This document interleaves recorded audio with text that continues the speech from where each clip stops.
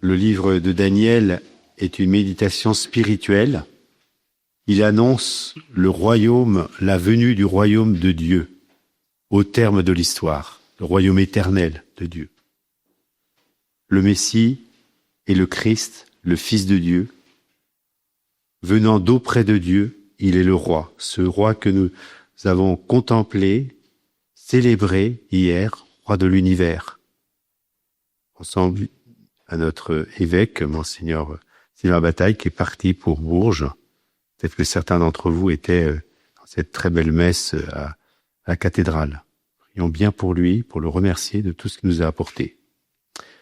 Aujourd'hui, dans cette lecture, nous est présentée l'épreuve de 4 jeunes Israélites, dont Daniel est le chef.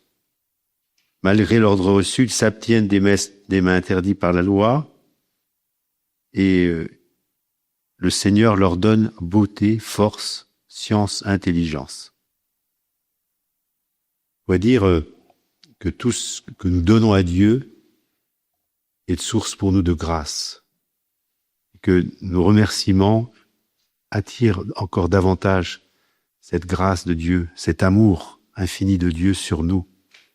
Toute prière, tout sacrifice, même caché, sont vus et récompensés par Dieu. Rien n'échappe à son regard.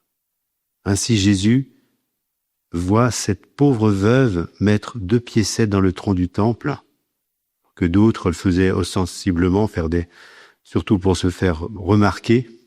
Elle a tout donné ce qu'elle avait pour vivre. Ça fait penser, dans ce don d'elle-même, ce don absolu, c'est la logique de l'amour. On ne se donne pas à moitié, on se donne totalement. Et le Christ, Marie, les martyrs que nous célébrons aujourd'hui ont donné, se sont donnés. Mais d'abord le Christ, source, de nos propres dons. Les religieux que nous sommes ici, responsables du Patro, nous avons renouvelé nos vœux le 21 novembre.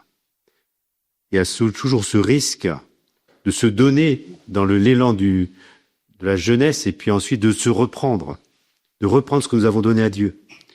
Et bien que le Seigneur, dans l'Eucharistie, nous donne cette force, parce que chacun de nous venons aussi nous offrir à Dieu. Le Vatican II a bien marqué ce sacerdoce du baptême, baptismal. Il y a le sacerdoce ministériel, mais le sacerdoce baptismal, où finalement nous nous donnons, et le Christ, dans l'Eucharistie, dans ce cœur à cœur aussi de la prière, va réorienter nos énergies pour étendre le règne de Dieu. Mais d'abord, il faut qu'il règne en nous. Nous avons su les talents, eh bien, nous avons eu plusieurs fois ces méditations sur la parabole des talents, des mines aussi. Eh bien, faisons fructifier ces talents, mais surtout que le Seigneur nous aide, nous donne cette force, que les martyrs ont puisé dans la présence du Christ. On s'interroge, on se dit, mais qu'est-ce qu'ils ont souffert? Mais Dieu souffrait en eux. Jésus souffrait en eux.